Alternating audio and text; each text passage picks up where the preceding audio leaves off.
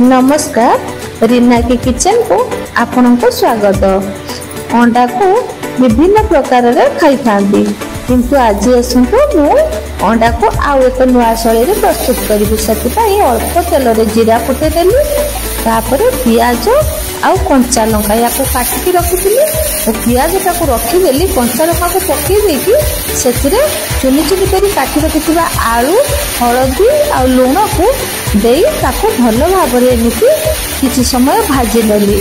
आलूटा टिके भजा हे गेला परे मु सेतिरे कोन कली ना काटी रखिथिबा पियाज को या ऊपर देई देली, काहेकि ना पियाज टिके बेसी भाजी हे गेले खाइबा पई एते भल लागे नै। सेतिपई पियाज टी जेमति हल्का भाजी हेले सेतिपई मु पछरे पकेइछि पियाज को। तापरे से सब को टिके एपट सेपट करी भाजी नेली, तापरे इपी चार टिके मु गरम पानी रे पकेइ देली, ताको किछि समय खाली गरम होबा पई छाड़ देली। तापरे से जेतेबेले सिझी गला ताको मु गोटे साइड रे छांकुणी रे ताको भल भाबे छाणी नेली। तापरे आलू गुड़ी को टिके साइड कर देली, काहेकि ना मझीटा टिके फांका कर देकी अल्प टिके तेल दे देली। तापरे तीनोटी अंडा को मु सेथिरे भांगी नेली। भांगी सारला परे अल्प लूण आउ हळदी देकी ताको मझीरे एमिति खाली खुसुणी देकी टिके टिके घांटी नेली।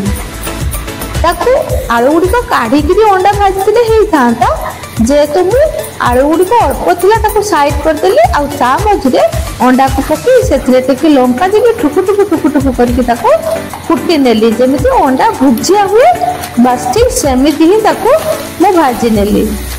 तापरे साइड रे थिबा आलू को से अंडा भुजिया संगरे मिसई देली। मिसी गला परे मु जो को छांकी के रखिथिली ताको या ऊपर एबे दे देबी। एबे अंडा भुजिया हे गेलानी, इपी को देई सारला परे ताको मैं एमिति चारि साइड को खेळेई नेबी। एमिति खेळेई नेची, खेळेई नै सारला परे मु जो काटी के रखिथिली मैगी मसला गुडी को ताको चारि साइड रे पूरा पूरी भल भाव रे बुणी देली, जेके जहा कि सब इपी रे ताहा भल भाव रे मिसी जिवो।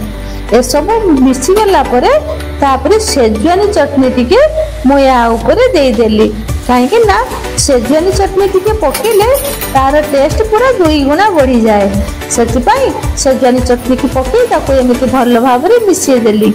एमिति थरे बनै खातु, देखिबे बहुत टेस्टी लागिवो। रहउची, धन्यवाद।